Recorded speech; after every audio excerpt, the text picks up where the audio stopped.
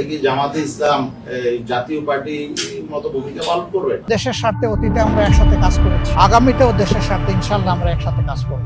ইসলামী আন্দোলন বাংলাদেশের মধ্যে দ্বিধা দেখা দিয়েছে জামায়াতের সঙ্গে আসন সমঝোতা নিয়ে। গত বুধবার দলের জ্যেষ্ঠ যুগ্ম মহাসচিব ও মুখপাত্র মাওলানা গাজী আতাউর রহমান জানান, আসন্ন ত্রয়োদশ জাতীয় সংসদ নির্বাচনে জোট নিয়ে চূড়ান্ত সিদ্ধান্ত এখনো হয়নি। গাজী আতাউর রহমান বলেন, জামায়াতের আমির জাতীয় সরকার ও খালেদা জিয়ার তৈরি করা ঐক্যের পাটাতনের কথা বলেছেন, কিন্তু সেই পাটাতন আগেই ভেঙে দেওয়া হয়েছে। এখন আবার মেরামতের কথা বলায় প্রশ্ন উঠেছে, জামায়াত কি জাতীয় পার্টির মতো ভূমিকা পালন করতে চায়?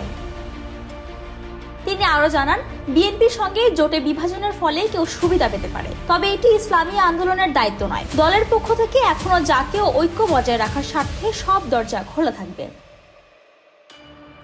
মাওলানা গাজী আতাউর বলেন, আমরা 50টি আসনের দাবি করেছি, কিন্তু জামায়াত 40টির বেশি আসন ছাড়তে রাজি নয়। চাপিয়ে দেওয়া বা অবহেলার রাজনীতি আমরা মেনে নেব না। পারস্পরিক শ্রদ্ধা ও সম্মানের ভিত্তিতেই সমঝোতা হবে।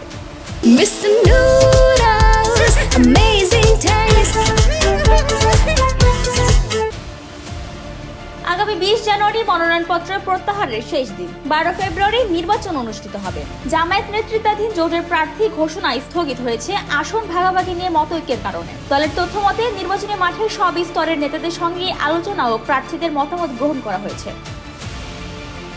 মাওলানা গাজী আতাউর রহমান জানান, ওয়ান বক্স নীতি অনুযায়ী আমাদের রাজনৈতিক পথচলা নির্ধারণ করা হবে। 2-1 দিনের মধ্যে চূড়ান্ত সিদ্ধান্ত জানানো হবে। শেষ পর্যন্ত ইসলামী আন্দোলন কি জামায়াত জোট থেকে শক্তি যোগ করবে, নাকি এককভাবে মাঠে নামবে? সময়ই এখন এই উত্তরের মুখ্য সাক্ষী।